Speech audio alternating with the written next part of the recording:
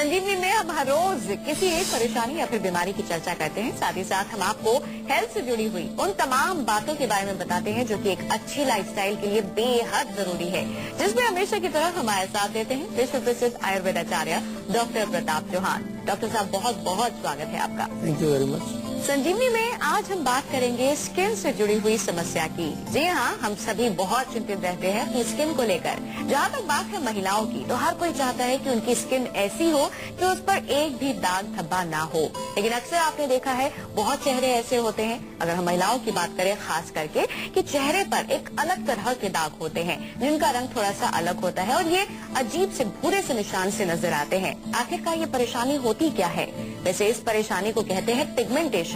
क्या होती है पिगमेंटेशन, क्या है इससे जुड़ी हुई तकलीफें, क्या है इससे जुड़े हुए लक्षण और किन आयुर्वेदिक नुस्खों के जरिए इससे हम छुटकारा पा सकते हैं, यही आज हम संजीवनी में जानेंगे, जिसके बारे में हमें जानकारी देंगे डॉक्टर प्रताप चौहान। साथ ही साथ आगे संजीवनी टिप्स में हम जानेंगे एलोवेरा की ढेर सारी खूबियां। आइए सबसे पहले डॉक्टर साहब से यही जानते हैं कि आमतौर पर महिलाओं की अगर हम बात करें, उनकी स्किन की बात करें, उस पर दाग धब्बे या फिर चेहरे पर पिगमेंटेशन की समस्या देखने को मिलती है। ऐसा क्यों होता है? क्या है पिगमेंटेशन, क्या है इसकी वजह, क्या है ये समस्या, आइए जानते हैं। डॉक्टर साहब, लेडीज की अगर हम खास करके बात करें तो फेस पर हमने देखा एक अलग तरह के डॉट्स होते हैं, बहुत सारे डॉट्स होते हैं, छोटे छोटे, जिसे पिगमेंटेशन कहते हैं। ब्लैक हो जाते हैं, कुछ ब्राउन से होते हैं, रेडिश से भी होते हैं। तो ये क्यों होते हैं? पिगमेंटेशन वैसे होता क्या है और ये क्यों होता है? महिलाओं को ही क्यों ज्यादातर देखने में मिलता है? देखिए, जो प्रॉपर शब्द है इसका अगर समझे तो उसको कहते हैं हाइपर पिगमेंटेशन। शब्द है हाइपर। हाइपर यानी कि अगर आपकी त्वचा के अंदर जो पिगमेंट है, मेलानिन जो पिगमेंट है, वो अगर ज्यादा बनने लगता है या वो विकृत हो जाता है तो आपको इस प्रकार के जो है धब्बे या काले धब्बे या कभी कभार लाल धब्बे या सफेद रंग के धब्बे, कई प्रकार के धब्बे आपको त्वचा में बनने लगते हैं। अब इसके कारण की अगर बात करें तो क्यों होता है, क्यों हमारा पिगमेंट जो है वो खराब हो जाता है? सबसे बड़ा कारण इसमें जो है बहुत तेज रोशनी या सूरज की रोशनी में अगर आप रहें ज्यादा समय तक, वो है। इसके अतिरिक्त जो पॉल्यूशन है हमारे आजकल वातावरण में, जितना पॉल्यूशन है उसकी वजह से होता है। हम अगर जो है थोड़ा सा अगर आयुर्वेद की दृष्टि से जाएं तो हमारे बॉडी में अगर बहुत ज्यादा हीट होगी, बहुत ज्यादा गर्मी, पित्तवर्धक अगर हम आहार विहार ज्यादा खाएंगे, चाय कॉफी की हम बात करते हैं, लाल मिर्च अचार की बात करते हैं, उसके कारण हो सकता है। कंप्यूटर की जो रेडिएशन होती है उससे भी मैंने देखा है कि जो लोग बहुत ज्यादा लंबे समय तक कंप्यूटर के सामने बैठे रहते हैं तो उसमें से जो किरणें निकलती हैं वो हमारी त्वचा को खराब करती है, उससे भी पिगमेंटेशन होता है। कभी कभार किसी दवाई का दुष्प्रभाव होता है। आजकल बहुत सारी हम एंटीबायोटिक वगैरह कोई ऐसी चीजें जो भी खा रहे होते हैं उसके कारण भी त्वचा में पिगमेंटेशन हो सकता है। स्मोकिंग की वजह से भी होता है, जो लोग स्मोकिंग करते हैं, क्योंकि धुआं जो है वो कॉन्टिन्यूसली त्वचा के ऊपर जाकर के वो प्रहार कर रहा होता है, उसके कारण भी होता है। बहुत सारे कारण हैं। और कभी कभार एक सिंपल सा कारण ये है कि त्वचा की देखरेख हम करते नहीं है ठीक से। सब चीज की हम देखरेख करते हैं लेकिन त्वचा को प्रॉपर देखरेख की बात कर रहा हूँ। देखरेख के नाम पर भी हम अक्सर त्वचा के ऊपर केमिकल ही लगा रहे होते हैं। केमिकल से हमारी त्वचा खराब होती है। केमिकल नहीं लगाना चाहिए, कुछ अच्छी चीजें उस पर प्राकृतिक चीजों का प्रयोग करना चाहिए। मेरठ से एक दर्शक जुड़ गए हैं। अनिल जी, स्वागत है आपका, अपना सवाल करें। सर प्रणाम, मैं मेरठ से मैं अनिल बात कर रहा हूँ। जी बताइए। हाँ, मेरे फादर को 2 साल से डायबिटीज है, इसके लिए क्या उपाय होना चाहिए? देखिए, डायबिटीज का प्रॉपर इलाज करना चाहिए। डायबिटीज का शायद अभी आप दवाई तो ले रहे होंगे डॉक्टर के साथ, आपने जो जिससे कंसल्ट किया होगा, डायबिटीज यानी कि ब्लड शुगर लेवल को कंट्रोल करने की दवाई वो ले रहे होंगे। जहाँ तक हम आयुर्वेद की चिकित्सा की बात करें तो आयुर्वेद में एक मधुमेह के नाम से ये रोग वर्णित है। हमारे यहाँ पर 20 प्रकार के प्रमेय रोग चरक संहिता के अंदर लिखे हुए हैं। उसमें अलग अलग प्रकार के प्रमेय रोगों का बहुत अच्छा वर्णन है। उनका निदान, उनका पूर्व रूप, उनकी संप्राप्ति, उनकी चिकित्सा बहुत अच्छी है। उसका इलाज आयुर्वेद में भी किया जाता है। कुछ लोग ऐसा मानते हैं कि आयुर्वेद में डायबिटीज का इलाज नहीं है। नहीं, बहुत सारे रोग हैं जो आयुर्वेद के हमारे चिकित्सा शास्त्रों में लिखे हैं, उनका इलाज भी लिखा है। लेकिन इलाज प्रॉपर तरीके से अगर आप करेंगे तो उसका उपचार होगा। तो आपको आयुर्वेदिक औषधि अगर साथ में लेनी है तो वो मैं जरूर आपको एडवाइज करूंगा, क्योंकि अगर आप एलोपैथिक भी ले रहे हैं तो उससे आपकी शुगर कंट्रोल है। लेकिन आयुर्वेदिक लेने से जो रूट कॉज है, जो रोग का मूल कारण है, वहाँ जाकर के आपको आपके पिताजी को फायदा होगा। और शरीर में जो कमजोरी आती है वो बहुत बड़ी चीज है, उसका ध्यान हम कई बार नहीं रखते कि हम टैबलेट ले रहे हैं, ब्लड शुगर हमारा कंट्रोल है, हम खुश रहते हैं, लेकिन धीरे धीरे धीरे शरीर में कमजोरी आती है। आप लोगों ने महसूस किया होगा, जो लोग मधुमेह या डायबिटीज से पीड़ित हैं, कि शरीर के धातु कमजोर होने लगते हैं, उनके शरीर का वेट कम होने लगता है, ताकत शरीर की कम होने लगती है, सेक्सुअल वीकनेस उनमें आ जाती है, कई प्रकार की कमजोरी में होती है। तो उसके लिए आयुर्वेद में बहुत अच्छी चीजें हैं, धातु पुष्टि के लिए, ताकत के लिए बहुत अच्छी, और मधुमेह रोग के लिए भी। तो उसके लिए जैसा मैं कहता हूँ आपको बार बार कि आयुर्वेदिक चिकित्सक से संपर्क करें। हमारे यहाँ तो बहुत सारा, हमने एक डायबिटीज का पूरा विंग बनाया हुआ है। कुछ 10-15 डॉक्टर्स हमारे केवल डायबिटीज पर ही काम करते हैं, और हमने एक इसका बहुत अच्छा एक सिस्टम इसलिए हमने बनाया क्योंकि भारत में डायबिटीज बहुत तेजी से फैल रही है। तो आपको अगर आयुर्वेदिक चिकित्सा हमारे यहाँ पर करानी है तो हमारे यहाँ डॉक्टर से बातचीत करके आप उनसे औषधि मंगाएं। कुछ चीजें जिनके ऊपर रिसर्च भी हो चुकी है, आपने सुना होगा कि करेले के जूस में ऐसा पाया गया है कि कुछ ऐसा उसमें होता है कि ब्लड शुगर को कंट्रोल करता है। तो करेले का जूस 40 मिलीलीटर का आप रोज पी सकते हैं। मेथी के ऊपर रिसर्च हुई है, मेथी 1 चम्मच रात को आप पानी में भिगोएं और सुबह उसको खाली पेट चबा के खाएं, वो भी आप सेवन कर सकते हैं। हल्दी और आंवले का रस, आंवले के रस में थोड़ा सा हल्दी मिला करके आप दिन में 2 बार लें, तो उससे भी आपको रिलीफ मिलता है। ये सारी चीजें बाकायदा आज साइंस के माध्यम से इनको सिद्ध किया गया है कि ये हाइपोग्लाइसेमिक या शुगर को कंट्रोल करने में उनका एक बहुत बड़ा योगदान है। आज हम बात कर रहे हैं पिगमेंटेशन की। आइए डॉक्टर साहब से जानते हैं कि इसके लक्षण क्या हैं। डॉक्टर साहब, सिम्टम्स की अगर हम बात करें, क्या है इसके सिम्टम्स? बहुत सारे लोग कहते हैं कि बहुत सारे तिल हो जाते हैं जब चेहरे पर, उसे पिगमेंटेशन कहते हैं। पिगमेंटेशन का मतलब केवल सिंपल इतना है कि मान लो आपके यहाँ चेहरे पर काला एक निशान पड़ जाए, इधर निशान काला पड़ जाए, या कहीं शरीर में कहीं दूसरी जगह हो जाए, गर्दन पर अक्सर लोगों को हो जाता है। तो जो कालापन आपके शरीर में आ जाता है, पूरा काला नहीं, एक तो पूरी बॉडी आपकी काली हो जाए धूप में रहने से, उसको टैनिंग बोलते हैं। वो पिगमेंटेशन नहीं है, वो तो पूरा शरीर आपका कलर उसका बदल जाता है। जो हिस्सा धूप में रहेगा उसका कलर आपका थोड़ा सा ब्लैकिश पड़ जाता है, उसको टैनिंग बोलते हैं। लेकिन चेहरे का एक हिस्सा काला पड़ जाए, आंखों के नीचे या माथे के ऊपर या इधर कहीं साइड में या गर्दन के ऊपर चेहरा काला पड़ने लगे, तो वो पिगमेंटेशन का मुख्य लक्षण है। उसमें मुख्य रूप से देखने में आता है कि उसमें कोई खुजली उजली नहीं होती है, केवल कालापन होता है। और जैसे जैसे उसका समय बढ़ता जाएगा तो और ज्यादा काला पड़ता जाएगा, वो थोड़ा सख्त हो जाएगा, रूखा हो जाएगा, कई बार हार्ड भी हो जाता है वो बहुत ज्यादा। तो इसको हमें समझना चाहिए। लेकिन कुछ लोग ऐसे भी हैं कि वो ये भी शिकायत करते हैं कि उनको साथ में पिगमेंटेशन के साथ कभी कभार हल्की सी खुजली भी होती है, तो वो भी एक लक्षण उसमें देखने में कभी कभार आता है। लखनऊ से एक दर्शक जुड़ गए हैं। अरुण जी, स्वागत है आपका, अपना सवाल करें। जी, मैं अरुण बात कर रहा हूँ लखनऊ से। जी बोलिए। सर, मुझे अपने फादर के बारे में कुछ जानना था। मतलब फादर के पैर में सूजन देते हैं हमेशा। जी, जैसे शाम को ऑफिस से आते हैं तो हमेशा उनके पैर में सूजन देते हैं, तो इसके लिए क्या करना चाहिए? देखिए, उसका कारण पता लगाना चाहिए, सूजन क्यों आती है। सूजन आने के कई कारण होते हैं। वाटर रिटेंशन एक बड़ा कॉमन सा कॉज है कि पानी जो है पूर्ण रूप से वो खाली नहीं होता है शरीर में से। किडनी का फंक्शन थोड़ा कमजोर हो सकता है, उसकी वजह से सूजन आती है।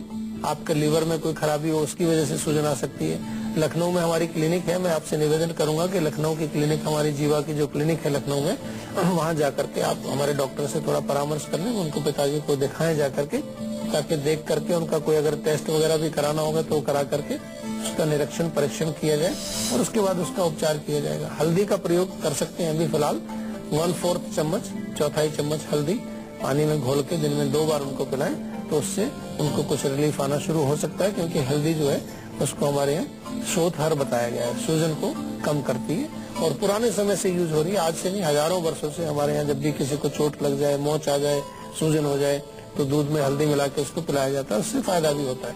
लेकिन जैसा मैंने कहा कि पूरा उसका रोग का कारण पता लगाना और उसको अच्छी तरह से रोग के कारण को पता लगा के रोग का उपचार करना, वो बहुत आवश्यक है। उसी के लिए हमने आयुर्वेद का प्रोग्राम शुरू किया है। आपके माध्यम से हम जो है आप इस शो के माध्यम से हम आपको समझाते भी हैं और अपने सेंटर के माध्यम से हम हजारों लोगों तक पहुंचते हैं। हमारे डॉक्टर्स हजारों लोगों को जो परामर्श भी देते हैं और उनको चिकित्सा के बारे में विस्तार से समझाते हैं। पिगमेंटेशन के लक्षण क्या है, ये तो डॉक्टर साहब ने हमें बता दिया। आइए अब उनसे ये जानते हैं कि इसका क्या धूप से भी कोई कनेक्शन है।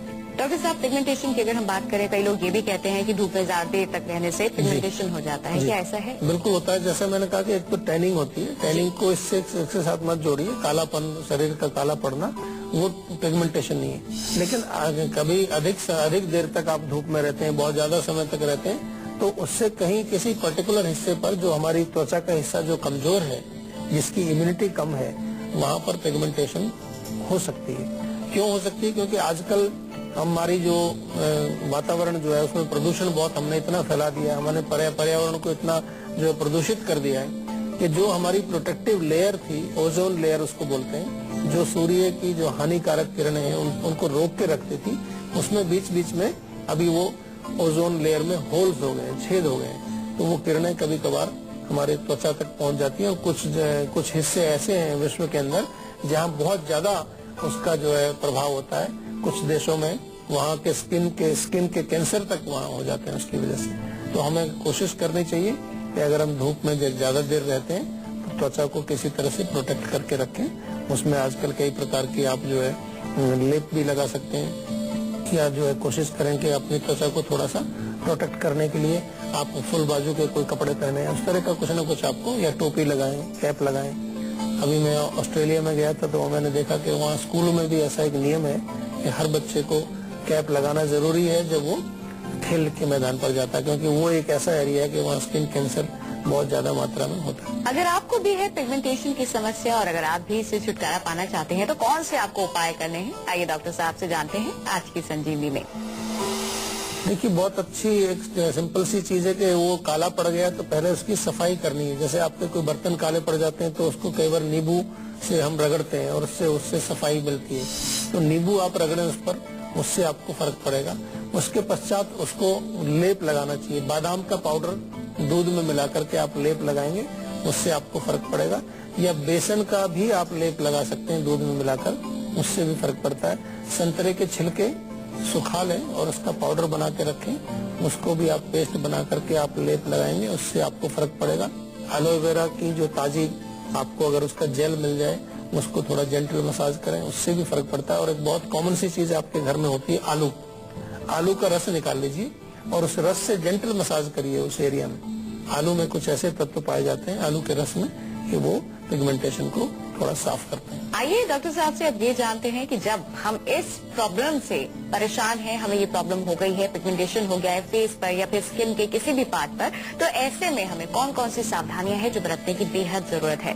डॉक्टर साहब, ये सिचुएशन होने पर कैसे हम अपने आप को इससे बचाएं, कौन सी सावधानियां हैं या परहेज हैं? देखिए, जैसे हमने कहा कि धूप में जाना जैसे कि उसका एक कारण है, तेज धूप उसका कारण, तो उससे बचना चाहिए। लेकिन हो सकता है कि आपका काम ही ऐसा है कि आपको धूप में जाना चाहिए, तो कम से कम जो अंदर की गर्मी है उसको तो आप कम कंट्रोल कर सकते हैं ना। मैंने देखा है बहुत सारे लोग जो वर्कर लोग हैं वो धूप में काम करते हैं लेकिन धूप में गरम गरम चाय पीते हैं, मिर्च भी खाते हैं, बहुत तीखा खाना खाते हैं। तो बाहर भी गर्मी है और अंदर भी हम गर्मी बढ़ा रहे हैं, तो बेचारी त्वचा कहाँ जाएगी, झुलस जाएगी वो तो, बाहर से भी और अंदर से भी। बाहर से सूरज की गर्मी, अंदर से मिर्च की गर्मी, तो वो फिर उसमें पिगमेंटेशन, उसका पिगमेंट तो बिगड़ ही जाएगा। तो थोड़ा कम से कम कूलिंग रखनी चाहिए, त्वचा को कूल रखना चाहिए, स्नान करना चाहिए, पानी खूब पीना चाहिए, और उसमें जो है त्वचा के ऊपर नारियल के तेल से आप मालिश करें, उससे भी आपको बहुत फर्क पड़ेगा। ऐसी चीजों का आपको ध्यान रखना चाहिए। हमीरपुर से एक दर्शक जुड़ गए हैं। पंकज जी, स्वागत है आपका, अपना सवाल करें। जी डॉक्टर साहब, मैं बताना चाहूँगा मेरे बाल जो है ना वो बहुत हाथ लगाते ही गिर जाते हैं, मतलब थोड़ा अगर हाथ रखें और खुल जाते हैं तो मतलब गिरने लग जाते हैं साइड से। अच्छा। हाँ, इतने हल्के हो गए, मतलब मैं रोज शैम्पू इस्तेमाल करता हूँ लेकिन फिर भी उससे कोई फायदा नहीं मिल रहा है। देखिए, अगर शैम्पू से फायदा नहीं मिल रहा है तो थोड़ा सा बुद्धि का प्रयोग भी करना चाहिए। इसका मतलब जो है कुछ कारण उसका कुछ और है। या तो शैम्पू से आपको बाल रुक जाने चाहिए तो फिर तो अच्छी बात है, लेकिन अगर नहीं रुक रहे हैं, और मैं सभी दर्शकों से कह रहा हूँ, आपके माध्यम से मैं सभी दर्शकों को बताना चाहता हूँ कि कभी कभार हम जो है एक चीज कहीं से सुन लेते हैं कि भाई मेरे को इससे फायदा हुआ, तो जरूरी नहीं है वही चीज सबको फायदा करेगी। हर व्यक्ति का शरीर अलग है, हर व्यक्ति का स्काल्प अलग है। कोई पित्त वाला है, कोई कफ वाला है, कोई वात वाला है, किसी का ड्राई स्काल्प है, किसी का ऑयली स्काल्प है, किसी की जो तेल की मात्रा ज्यादा है, किसी में खुश्की रहती है। तो ये चीजें आपको समझनी चाहिए। हम बार बार आपको समझाते हैं कि अपने शरीर को आप पहचानिए, अपनी प्रकृति को पहचानिए। अगर नहीं मालूम है तो हमारी वेबसाइट पर जाइए, हमारे फेसबुक पेज पर जाइए, हमारे डॉक्टर से बात करिए। हमने काफी सुविधाएं आप तक पहुंचने के, टीवी के माध्यम से तो हम पहुंच नहीं, इसके अलावा आप फोन के माध्यम से हमारे डॉक्टर से बात कर सकते हैं, कहीं पर भी आप हैं, कोई दिक्कत की बात नहीं। आजकल फेसबुक भी बहुत पॉपुलर है, उसके माध्यम से पहुंच सकते हैं, या फिर जो है हमारी क्लिनिक्स पर भी आप जा सकते हैं पर्सनली। तो थोड़ा सा समझने की कोशिश करिए। रोग को समझेंगे नहीं तो आपके बाल ऐसे ही निकलते रहेंगे, और जब इतने सारे निकल जाएंगे कि फिर कुछ भी नहीं कर पाएंगे आप उसमें। तो उसको समझिए। और साथ में एक थोड़ा सा मैं आपको इसका एक उपचार भी बता दूं कि ऑयलिंग तो जरूर करिए बालों में रेगुलरली, सप्ताह में 2 बार जरूर ऑयलिंग करिए। आंवले का पेस्ट बना लीजिए, आंवला, रीठा, सिकाकाई, तीनों चीजों का पेस्ट बना लीजिए और उसका लेप पूरे सिर पर कर दीजिए, आप पूरे बालों के ऊपर पूरा लेप कर दीजिए। आधा घंटा उसको रहने दीजिए। सप्ताह में 2 बार आपको ये भी करना चाहिए, इससे आपको कुछ रिलीफ मिलेगा। गर्म चीजों का सेवन मत करिए, पित्तवर्धक चीजें बिल्कुल मत खाइए और ज्यादा से ज्यादा कोशिश करिए कि आपका जो भोजन है वो पौष्टिक होना चाहिए। बात कर लेते हैं संजीवनी टिप्स की, जिसमें डॉक्टर साहब हमें आज बताने वाले हैं एलोवेरा के ढेर सारे औषधीय गुणों के बारे में, और ये भी जानने वाले हैं हम कि आखिरकार ये कैसे है खूबियों की खान। डॉक्टर साहब, एलोवेरा की अगर हम बात कर रहे हैं, एलोवेरा में ये कहा जाता है कि ये फायदेमंद इसलिए है क्योंकि ये स्किन को पोषण देता है। क्या खूबियां हैं इसकी? पोषण स्किन को तो देता ही, लेकिन और भी पूरे शरीर को पोषण देता है। काफी सारे पोषक तत्व इसके अंदर हैं, काफी विटामिन, मिनरल्स हैं, शक्तिवर्धक है, बलवर्धक है, तो इसलिए आपको इसका सेवन करना चाहिए। लेकिन मैं आपको एक चीज बता दूं कि कोशिश करें आप कि अगर ताजा मिले आपको तो वो सबसे बढ़िया है। ताजा अगर नहीं मिले तो फिर आजकल रेडीमेड भी मिलता है, उसका सेवन आपको करना चाहिए। डाइजेशन के लिए अच्छा है, बहुत जिन लोगों का पाचन खराब है उनके लिए बहुत बढ़िया है। डिटॉक्सिफिकेशन करता है, जो विषैले तत्व है उनको शरीर से बाहर निकालता है और त्वचा के लिए बहुत अच्छा है। डॉक्टर साहब, बहुत बहुत शुक्रिया तमाम जानकारी के लिए। Thank you.